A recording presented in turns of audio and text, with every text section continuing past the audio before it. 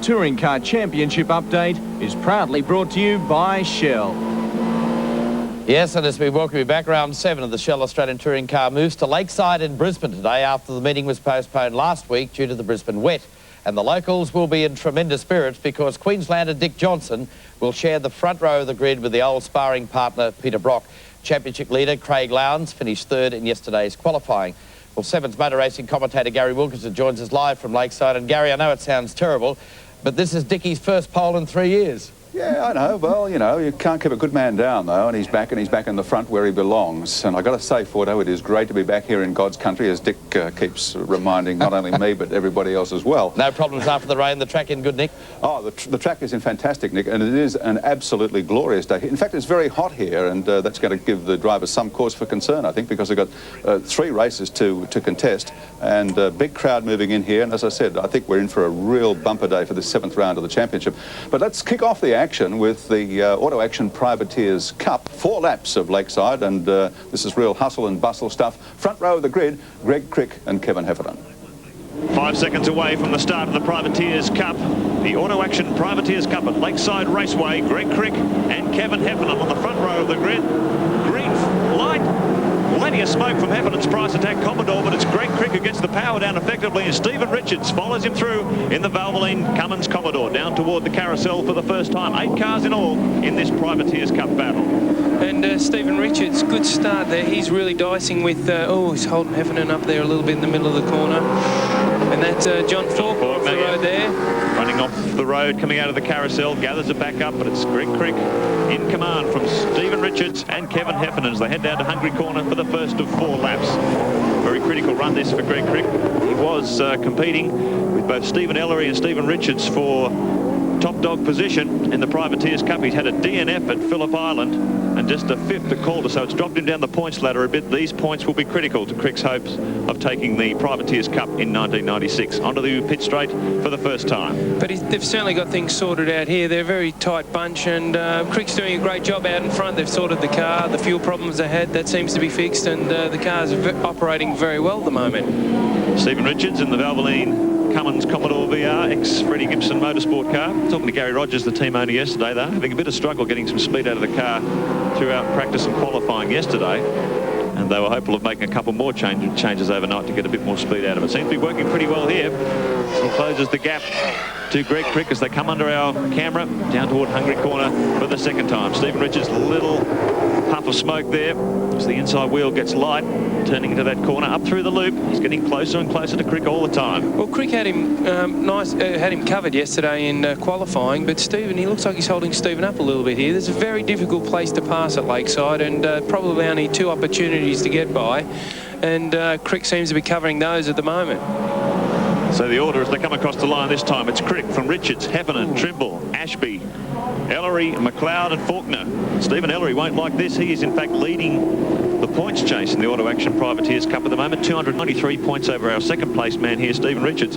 He's right down there on the white car, Shellgrave Falcon. So he won't like this situation at all. Greg Crick leads him through under the bridge once again. There's John Trimble, the Ausjet Falcon. It's a wheel up in the air. You can see how hard these cars are working as they brake hard into Hungry Corner and head up toward the loop once again. Well, they lift the inside wheels a lot of places on this circuit. It's just the nature of the place, reverse camber corners and very fast flowing circuit. And it's very important to have the car nice and balanced and working properly. Not a horsepower circuit, but a handling circuit. There's our Privateers Cup leader, Shellgrave Falcon of Stephen Ellery, but he's powerless to do anything as he's on the back of this flying queue of cars. 1 lap to go. Crick stepped out ahead a little bit here. He's gapped Stephen Richards. He's got a nice, comfortable little buffer now. Oh, Ellery having a look down this side, inside of Ashby, is it this weekend? Come out of the corner. Up under Dunlop for the final time. Ellery getting hot under the collar. He knows those points are there. He really wants to get as many as he can before this lap's completed. Right up behind the Lansvale Commodore. He's up behind John Trimble. Let's see if he makes a move on Hungry. Gets a little bit shaky under brakes. Greg Crick, meanwhile, still holding on to his position. Stephen Richards trying everything he knows. He just can't get past the Alcare Commodore. 1 more chance as they swing onto pit straight for the final time. Well, Crick was a little bit tardy coming off there. It's a very fast run down onto the straight, and he's gone to the inside to cover. It's the finish. Stephen Richards pulls up alongside, but Greg Crick has just enough in a straight line to hold them out.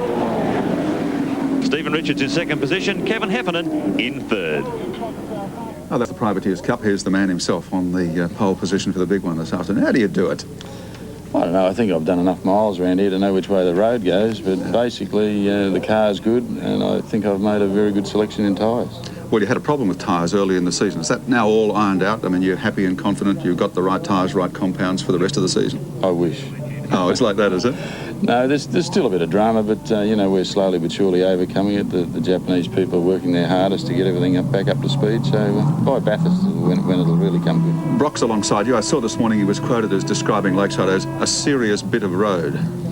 Well, it is a fairly daunting sort of a racetrack, and not many people would know this, but it's got the highest average speed of any racetrack in the country, including Bathurst. So it's a very fast, flowy racetrack, and you've really got to be on the ball, and it's very physical to drive around here. It's hard on drivers and on cars. It's hard work on the driver and also the car, because the car really cops a punishing with the bumps. Now, how is it that you two old blokes are on the front row of the grid, and we've got Lowndes and Seaton, the young guns, behind you?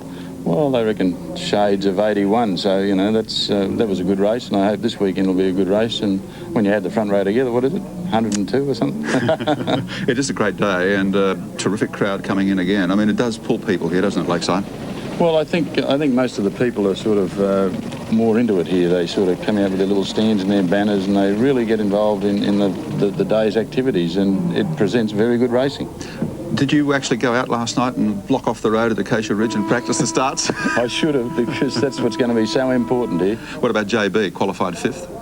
He's going to be a hell of a threat, because he's done a few things to his car which has made it better. All right, well, you're in the right starting spot. Let's hope that you can crack the whip early and stay out there. I'll give it some. OK, Dick Johnson, the man on pole position for today's 7th round of the Shell Australian Touring Car Championship. You'll see it only on 7 later this afternoon. Thank you.